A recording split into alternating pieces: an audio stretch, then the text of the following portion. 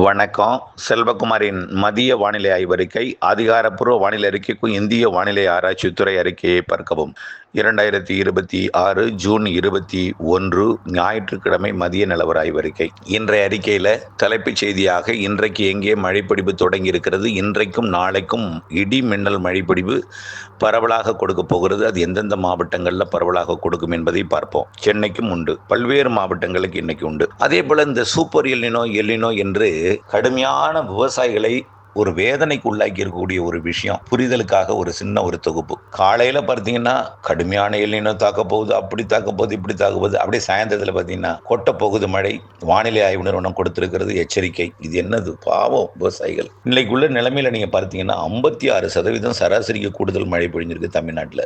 அதை முதல்ல புரிஞ்சுக்கோங்க. 56% சராசரி கூடுதல் சொல்லலாம். நீங்க தென்மேற்கு பருவமழை பெய்யல சார், பாலக்காட்டு கணவாயில சாரலே வரல சார், ஆனால் அங்கே வரவில்லை. ஆனால் வழக்கமாக இருந்த இடத்தை விட வேறு இடத்துல திருநெல்வேலி எல்லாம் 1190% கூடுதல். பெய்ய வேண்டிய மழைப்பொழிவு திருநெல்வேலி மாவட்டத்துக்கு 17 மில்லிமீட்டர் தான் பெய்திருக்கிறது. 225 மில்லிமீட்டர் பெய்திருக்கு, 226 மில்லிமீட்டர் பெய்திருக்கு. பாருங்க, பல்வேறு மாவட்டங்கள். அதே போல திருச்சிராப்பள்ளிக்கு 126% கூடுதல். அதே போல விருதுநகர் மாவட்டத்துக்கு 92% கூடுதல். தேனி மாவட்டத்துக்கு 155% கூடுதல். எங்கன்னா தேனி சாரலா வராம இடிமழையா பொழிஞ்சிருக்கு இந்த பக்கம். தென்காசி மாவட்டத்துக்கு 125% கூடுதல். அதே போல மதுரைக்கு 102% கூடுதல். தருமபுரிக்கு 116% கூடுதல். அரியலூருக்கு 100% கூடுதல். கும்பகோணத்துல எல்லாம் கடுமையான வயல்ல தண்ணீர் தேங்கி கிடக்கு. ஆவூர்ல வெள்ளப்பெருக்கு ஏற்பட்டுச்சு ஒரே நாள்ல. புரிஞ்சுக்க, முதல்ல மழை பொழிவு இந்த நேரத்துல சற்றே நாம் நெஞ்சை தொட்டு அப்படியே சிந்தித்து பார்க்கணும். ஜூன் மாதத்துல இப்படிப்பட்ட கோடை மழை பொழியாது. தென்மேற்கு பருவமழையோட இணைந்த கோடை மழை பெய்யும். தென்மேற்கு பருவமழையும் ஆகஸ்ட்ல தான் வழக்கமா தீவிரம் அடைஞ்சிருக்கு சார். அணைகளெல்லாம் தண்ணி குறைஞ்சிருக்கு. பொதுவாக அணைகள்லாம் எப்போ நிரம்பிருக்கு, நம்ம ஆகஸ்ட்ல நிரம்பும்னு எப்பொழுதும் சொல்லிட்டே இருப்போம். புரிஞ்சுக்கலாம். அதுவும் இந்த வருஷமும் ஆகஸ்ட்ல நிரம்பும். பல வருடங்கள் ஆடிப்பெருக்கு கூட தண்ணி அது ஆடிப்பெருக்கு மட்டும் தண்ணி திறந்துட்டு இருக்காங்க. ஆடிப்பெருக்குன்னா எப்போ? ஆகஸ்ட் 3ஆம் தேதி தான் ஆடிப்பெருக்கு. அதுக்கு கூட மேட்டூர் அணை தண்ணி திறக்காம ஆடிப்பெருக்கு கொண்டாட்டத்துக்கு மட்டும் தண்ணி திறந்து விட்டுருக்காங்க. புரியுதுங்களா? இந்த வருடம் வந்ததில்லை. இது எப்பவும் இருக்கக்கூடிய வழக்கமான ஒன்று தான். இருந்தாலும் பாவம், இவ்வளவு போட்டு ஒரு நாளைக்கு எத்தனை ஒரு மக்கள் அப்படியே கால் பண்ணிட்டே இருக்கீங்க. எனக்கு உங்களுக்கு விளக்கம் சொல்லி புரிய வச்சு உங்களுடைய சமாதானப்படுத்துவதற்கு என்னால் முடியவே இல்லை. ஆனால் வானிலை அறிக்கையில் நம்ம தினமும் விளக்கம் கொடுத்துட்டு தான் இருக்கோம். ஆனால் அவர்கள் அந்த வானிலை அறிக்கையை பார்க்காம இப்படிப்பட்ட இந்த பக்க விளைவுகள் ஏற்படுத்தக்கூடிய, மன வேதனை ஏற்படுத்தக்கூடிய இந்த செய்திகளை பார்த்து நல்லா பாருங்க. காலையில் என்ன போடுறாங்க, இன்னைக்கு 8 நாள்ல தாக்கம் ஆரம்பிக்க போகுது அப்படிங்கிறாங்க. அதே நேரத்தில் சாயந்தரம் என்ன போது மழைங்கிறாங்க. 8 நாள்ல தாங்க பருவமழையை தீவிரமடைய போது. 28ஆம் தேதி தீவிரமடையும் பருவமழை. மும்பைக்கெல்லாம் மழை இல்லை, வத்தி போயிருக்கு. ஏரிக்கு குடிநீர் தண்ணி இல்லை, மும்பை தண்ணீர் வற்றிருக்குன்னு சொன்னாங்க. 1000 மில்லிமீட்டர் பெய்ய போகுது மும்பைக்கு. புரியவே இல்லை உங்களுக்கு சொன்னா எல்லாருக்குமே. தயவு செய்து கொஞ்சம் புரிஞ்சுக்க. மக்கள், விவசாயிகள் பாவம் மனவேதனை பட்டுட்டு இருக்காங்க. மேற்கு தொடர்ச்சி மலையில கண்டிப்பா தாமதமாக மழை பொழியும். ஜூன் இறுதி வாரத்துல, இறுதி நாட்கள்ல பருவமழை தீவிரமடையும். ஜூலைல தீவிரம் இருக்கும். ஆனால் இடையில கொஞ்சம் கேப் விட்டாலும் ஜூலை 15க்கு மேலும் தீவிரமடையும் சொல்லியிருக்கிறோம். ஆகஸ்ட்ல ஒரு 5 நாள் கேப் இருக்கும். ஆகஸ்ட் 15க்கு மேல மிகவும் தீவிரமா இருக்கும்னு சொல்லியிருக்கோம். செப்டம்பர் அதிக தீவிரம் இருக்கும். அக்டோபர்லயும் தீவிரம் இருக்கும்னு சொல்லியிருக்கிறோம். தென்மேற்கு பருவமழை இன்றைக்கு நிலைமையில ஆந்திர பிரதேசத்தை ஒட்டி, அதாவது சென்னையை ஒட்டி, தமிழ்நாடு ஆந்திர பிரதேசத்தை ஒட்டி, தமிழ்நாடு எல்லையை ஒட்டி, அதாவது விசாகப்பட்டினத்துக்கும் நெல்லூருக்கும் இடைப்பட்ட மத்தியில, அதாவது மசூலிப்பட்டினத்தை ஒட்டிய பகுதியில காற்று சுழற்சி ஏற்பட போகுது.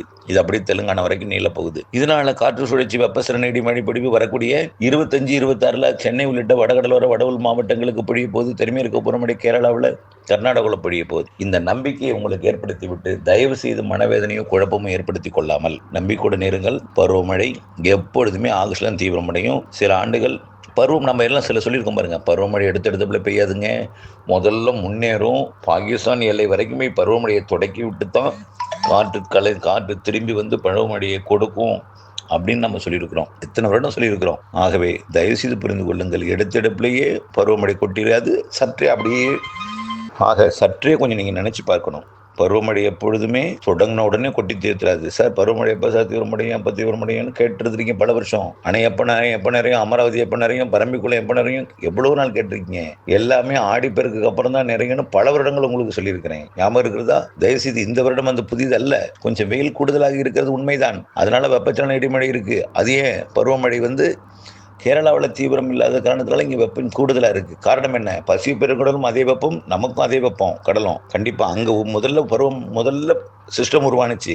அப்பப்போ அது கொஞ்சம் வீக் ஆகும் பொழுது இங்கேயும் சிஸ்டம் உருவாகும், இங்கேயும் கொடுக்கும். நீராவியை நீராக மாற்ற உயரழுத்தமும் வேணும், குளிர்விக்கும் காற்று வேணும், அதெல்லாம் கொடுக்கும். எப்பொழுதுமே பருவமழை பின்வாங்கும் பொழுது இந்த வருஷம் அதிக மழை பெய்ய போகுது. ஏன்னா உயரழுத்தம் இப்போ நீராவி காற்று தரையிறது, நீராவியை நீராக மாற்றுவதற்கு சாதகம் இல்லாமல் இருக்கு. ஆனால் பருவமழை பின்வாங்க தொடங்கும்போது செப்டம்பர்ல உயரழுத்தங்கள் ஏற்பட்டு நல்ல மழை பொழிவை கொடுக்கும். பொறுத்திருந்து பாருங்கள். மேலடுக்கில் உயரழுத்தமும் ஏற்படும், நல்ல மழை பொழிவு எல்லாம் நமக்கு ஆய்வறிக்கையில் என் மனத்திரை காட்டுகிறது. அதை அறிக்கையில் சொல்கிறோம். உங்களுக்கு நம்பிக்கை இல்லை, நம்பிக்கை இல்லாததுன்னா நான் ஒரு அறிக்கை தான் சொல்கிறேன் மழை பெய்யும்னு. 1000 அறிக்கை மழை பெய்யாதுன்னு சொல்லும் பொழுது உங்களுக்கு மனவேதனை ஏற்படுத்துவது உண்மைதான். தயவுசெய்து புரிஞ்சுக்கிங்க. பொறுமையாக இருங்க. மழை பெய்யும். தயவுசெய்து எத்தனை நாட்கள் நீங்கள் அதாவது காலந்தாழ்த்தினாலும் தயவுசெய்து இறுதியில் மழை பெஞ்சு தான் ஆகும். அது இந்த மாத இறுதியில் அது உங்களுக்கு நம்பிக்கை ஏற்படுத்தும். மழை தென்மேற்கு பருவமழை சாரல் மழையெல்லாம் தமிழ்நாட்டிற்கு அணைகளுக்கும். அதே போல் அடுத்த மாதத்தோட ஆகஸ்ட்லாம் அதிக மழை இருக்குது. செப்டம்பர் அதை விட அதிகம் இருக்குது. அக்டோபர் அதை விட அதிகம் இருக்குது. வடகிழக்கு பருவமழை நிறைய இருக்குது. இன்றைக்கு வரைக்கும் தமிழ்நாட்டில் பெய்ய வேண்டிய மழை 36.37 மில்லிமீட்டர் பெய்யணும். பெய்திருக்கிறது 58 மில்லிமீட்டர், 56% கூடுதல் பெய்திருக்கு. ஆகவே ஒரு செங்கல்பட்டுல சராசரி குறைவாக பெஞ்சிருக்குது, சென்னையில் குறைவாக பெஞ்சிருக்குது, அடுத்தபடியாக பார்த்தீங்கன்னா காஞ்சிபுரத்தில் குறைவாக பெஞ்சிருக்குது, நாமக்கல்ல குறைவாக பெஞ்சிருக்கு, நீலகிரியில் குறைவாக பெஞ்சிருக்குது, புதுச்சேரியில் குறைவாக பெஞ்சிருக்குது, ராமநாதபுரத்தில் குறைவாக பெஞ்சிருக்குது, அதே போல் திருப்பத்தூரில் குறைவாக பெஞ்சிருக்கு, திருவள்ளூரில் குறைவாக பெஞ்சிருக்கு, வேலூரில் கொஞ்சம் குறைவாக பெஞ்சிருக்கு. இப்போ அறிவிக்கப்பட்ட தவிர பாக்கி எல்லாமே சராசரி கூடுதல் பெஞ்சிருக்கு. ஆனால் பெய்ய வேண்டியது ஒரு பக்கம் பெஞ்சிட்டு வேறொரு பக்கம் பெய்யுது. புரியுதுங்களா? ஒட்டுமொத்த சராசரியாக பார்ப்போம். உதாரணத்துக்கு தூத்துக்குடியில் பெய்ய வேண்டியது கோயில்பட்டில் பெஞ்சால் அந்த மாவட்ட சராசரியை கூட்டம்னு பல திரும்ப சொல்லியிருக்கிறோம்.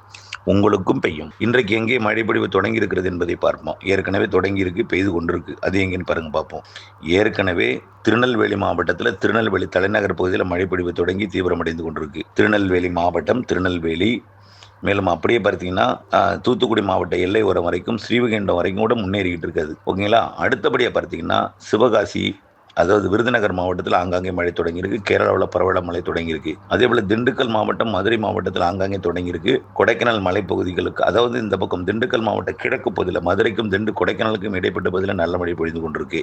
உசிலம்பட்டி உட்பட திண்டுக்கல் மாவட்டத்தில் திண்டுக்கலுக்கும் திருப்பூர் மாவட்ட தாராபுரத்துக்கும் இடையில மழை பொழிந்து கொண்டிருக்கு. அதே போல் வடவுள் மாவட்டம், நாமக்கல் மாவட்டம், கொல்லிமலை பகுதியில் அங்காங்கே மழை பொழிவு. கள்ளக்குறிச்சி மாவட்டம், திருவண்ணாமலை மாவட்டம், வேலூர் மாவட்டம், திருப்பத்தூர் மாவட்டத்தில், சென்னைக்கும் ஏற்கனவே குன்றத்தூர்லாம் சற்றுமுன் கனமழை பெய்து ஓய்ந்தது. சரியாக வலுத்து பெய்துவிட்டு ராணிப்பேட்டை, காஞ்சிபுரம், செங்கல்பட்டெல்லாம் மழை பொழிவு. ஏற்கனவே மரக்காணத்திற்கும் கல்பாக்கத்துக்கும் இடையில ஒரு நல்ல மழை பொழிந்து கொண்டு தான் ஓய்ந்திருக்கு. பல இடங்களில் பரவலாகிட்டு இருக்கு மழை. அதே போல கடலூர் மாவட்டம் சிதம்பரத்திற்கு அருகிலே மழை பொழிவு தீவிரமடைந்து கொண்டிருக்கு. அதாவது குள்ளஞ்சாவடிக்கு தெற்கே, குள்ளஞ்சாவடிக்கும் முட்லூருக்கும் இடையே, பரங்கிப்பேட்டைக்கும் குள்ளஞ்சாவடிக்கும் இடையில கனமழை பொழிந்து கொண்டிருக்கிறது. அதாவது கடலூருக்கும் பரங்கிப்பேட்டைக்கும் இடையே, சிதம்பரத்திற்கு வடக்கே, புவனகிரியை ஒட்டி கனமழை பொழிந்து கொண்டிருக்கு. இதெல்லாம் பரவலாகும் ஆங்காங்கே. இன்றைக்கு தொடங்கியிருக்கூடிய மழை தமிழ்நாட்டிலே கடலோரம் வருவதற்கு கொஞ்சம் போராடும். ஆனால் சென்னைக்கு வந்துடும். கோடியக்கரை முனை திருத்துறைப்பூண்டிக்கு கிடைக்க போகிறது கொஞ்சம் போராடும். அதேபோல ராமேஸ்வரம் கடலோரம் வருவது போராடும். பிற பகுதிகளுக்கு நல்ல மழைப்பொழிவை கொடுக்கும். பொறுமையாக இருங்க. இன்றைக்கு மாலை, இன்றைக்கு நள்ளிரவு, நாளை அதிகாலைக்குள் கொடுக்கும். நள்ளிரவுக்குள் கொடுக்கும். நாளைக்கு இன்றைய விட கூடுதல் பரப்பில் மழை இருக்குது. இன்றைய விட கூடுதல் பரப்பில் மழை இருக்குது. இன்றைய விட கூடுதல் பரப்பில் மழை இருக்குது. வெப்பச்சலன இடிமழை நாளை 22ஆம் தேதி. நாளை மறுதினம் தென்மேற்கு பருவமழை மெல்ல தீவிரமடைய தொடங்கிடும். 22 தீவிரம் தான். நாளைக்கு இந்த வெப்பச்சலன இடிமழையாக பாலக்காட்டு கணவாய்க்குள்ளே வரும். வெப்பச்சலன இடிமழை, தெப்பச்சலனத்துடன் கூடிய தென்மேற்கு பருவமழை இன்றைக்கே வரலாம். நாளைக்கு உறுதிங்க சார். ரொம்ப நாளாக சொல்லிட்டு இருக்கீங்க உறுதின்னு. மெதுவாக கொண்டு வந்து 22ஆம் தேதியில் வச்சுட்டீங்க அப்படின்னு ஒருத்தர் காலையில். செட் ஆகணும். காற்று சுழற்சி நம்மகிட்ட கேரளா கிட்ட உருவாகும்னு நினைச்சோம். மகாராஷ்டிரா கிட்ட, கோவா, கர்நாடகா கரையோரம், கார்வார் கிட்ட உருவாகி அங்கே மழை பொழிஞ்சிட்டு இருக்கு. மங்களூர்லாம் கனமழை, கோவா கனமழை. இப்பொழுது பார்த்தீங்கன்னா கர்நாடகா கரையோரம் கனமழை பொழிஞ்சிட்டு இருக்கு. அந்த காற்று சுழற்சி மெல்ல கொஞ்சம் பரவலாகி அப்படியே கேரளாவிற்கும், கர்நாடகாவிற்கும், மகாராஷ்டிராவுக்கும், கோவாவுக்கும் கனமழை பொழிவை கொடுக்க போகுது படிப்படியாக. மாத 25ஆம் தேதி ஆந்திர பிரதேசத்தில் காற்று சுழற்சி உருவாக போகுது. 2க்கு இடையில் இணைப்பு சுழற்சி உருவாகி கேரளா, கர்நாடகா, ஆந்திர எல்லையோர மாவட்டங்கள் தமிழ்நாட்டுக்கு கண்டிப்பாக சென்னை, திருவள்ளூர், காஞ்சிபுரம், செங்கல்பட்டு, திருப்பத்தூர், வேலூர், ராணிப்பேட்டை, கிருஷ்ணகிரி, பெங்களூருக்கு நேற்று வெள்ளப்பெருக்கு ஏற்பட்டதை நினைவுபடுத்த விரும்புகிறேன். பெங்களூருக்கு அதே போல் கர்நாடகா மற்றும் ஆந்திர பிரதேசம், தெலுங்கானாவுக்கு நல்ல மழை பொழிவை கொடுக்கும். 25ஆம் தேதியிலேருந்து 26, 27, 28 கேரளா, கர்நாடகாவிற்கு கனமழை பொழிவை கொடுக்கும் மாத இறுதியில். ஆகவே இப்படித்தான் இருக்கும். தயவுசெய்து கொஞ்சம் புரிஞ்சுங்க. ஆகஸ்ட் மாதம் தான் பல வருடங்களாக மேட்டூர் அணை நிரம்பி இருக்குது. கர்நாடகாவிலேருந்து ஆகஸ்ட்ல தான் தண்ணி வந்திருக்குது. புரியுதுங்களா?